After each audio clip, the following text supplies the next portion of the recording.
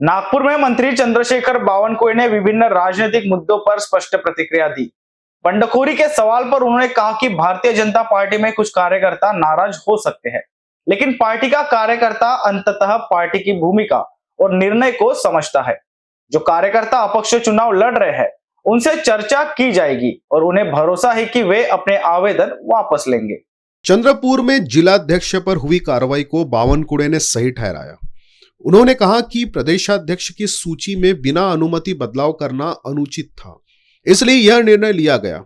गुनहगारी पार्श्वभूमि पर उन्होंने स्पष्ट किया कि यदि किसी उम्मीदवार पर एफआईआर है तो उसका मतलब दोष सिद्ध होना नहीं है। दोष सिद्ध होने पर ही तिकीट नहीं दिया जाता। नाही, आता या सर्व अपक्ष लढलेल्या भारतीय जनता पार्टीच्या कार्यकर्त्याशी नेत्याशी चर्चा आम्ही सर्व करणार आहोत आणि मला विश्वास आहे की आमचे कार्यकर्ते काही काळापुरते जर नाराज झाले असेल तर पुन्हा एकदा पक्षाचं काम करतील। जिला परिषद चुनाव को लेकर उन्होंने कहा कि महायुति मिलकर चुनाव लड़ने का संकेत है। हालांकि स्थानीय परिस्थितियों में कुछ जगह अड़चने आती है। ओबीसी आरक्षण के भीतर आने वाली 12 जिला परिषदों के चुनाव जल्द होंगे। अन्य चुनाव अदालत के निर्णय पर निर्भर रहेंगे। महसूल विभाग को लेकर उन्होंने बताया कि 2025 के लिए 52 निर्णयों की जमीनी स्तर पे अंमलबजावनी होगी। पानदन सड़क, जमीन मोजनी, प्रॉपर्टी कार्ड और नागरिकों को घर बैठे सुविधाएं देने पर सरकार का फोकस रहेगा। आमचा संदेश संकेत महायुतीचाच आहे, पण स्थानिक लेवलला काही त्या ठिकाणी कार्यकर्त्यांनी किंवा तिथल्या शिवसेना भाजपमध्ये आपसात न बसल्यामुळे काही ठिकाणी युती झाली नाही। पण राज्याचा जो काही चर्चा झाली आहे, राज्यात जे काही आम्ही एकत्र बसलेलो आहोत, माननीय देवेंद्रजी एकनाथजींनी युतीचे संकेत दिले आहे आणि त्यामुळे युतीमध्येच आम्ही त्या ठिकाणी जाणार आहोत। पण स्थानिक लेवलला मात्र कधी कधी वरच्या स्तरावर युती केल्यानंतरही खाली स्थानिक लेवलला काही त्या ठिकाणी अडचणी तयार होतात दोन्ही पक्षाकडनं।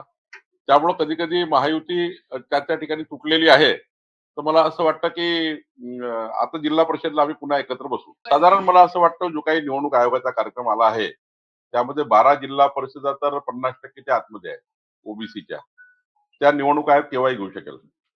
राहिला बाकी जिल्हा परिषदा तर 21 जानेवारीचा कोर्टाचा निकाल जो आहे त्या आधारावर पुढचा निर्णय मला वाटतं आयोग घेईल। नागपुरात संघ स्वयंसेवक असलेल्या निनाद दीक्षित यांनी बंडखोरी केलेली आहे। संघ मुख्यालय असलेल्या महाल इथून अर्चना डिहनकर यांच्या पतीची बंडखोरी आहे, त्यामुळे त्या माहेरी जाऊन बसलेल्या आहेत।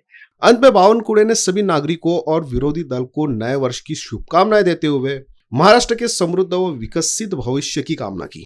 आमचे उद्धव ठाकरेजी, राजसाहेब ठाकरेजी, नाना पटोलेजी, हर्षवर्धन सपकाळजी, अजितदादा पवारजी, शरदचंद्र पवार साहेब, सुप्रियाताई सुळेजी, आमचे शिवसेनेचे नेते माननीय एकनाथराव शिंदेजी आणि या राज्यातल्या सर्वच पक्षाच्या नेत्यांना मी नववर्षाच्या शुभेच्छा देतो।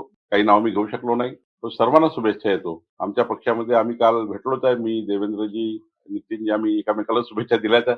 शेवटी भारतीय जनता पार्टीच्या कार्यकर्त्याला शुभेच्छा देतो, महाराष्ट्राच्या जनतेला शुभेच्छा देतो। हे देत असताना हे वर्ष महाराष्ट्राकरता विकसित महाराष्ट्र म्हणून, हे वर्ष समृद्ध महाराष्ट्र म्हणून, हे वर्ष समाजाच्या शेवटच्या व्यक्तीच्या कल्याणाकरता आम्ही त्या ठिकाणी जाईल आणि या वर्षात कुठली नैसर्गिक आपत्ती महाराष्ट्रात येऊ नये अशी परमेश्वरालाही विनंती मी केलेली आहे। जो गरीब माणूस आहे, शेतकरी आहे, शेतमजूर आहे, 18 पगड जाती आहेत, 12 बोलतेदार वर्ग आहे, या समाजातल्या सर्वच वर्गाला समृद्धी लाभू दे असं मी आई महालक्ष्मीला प्रार्थना केली आहे।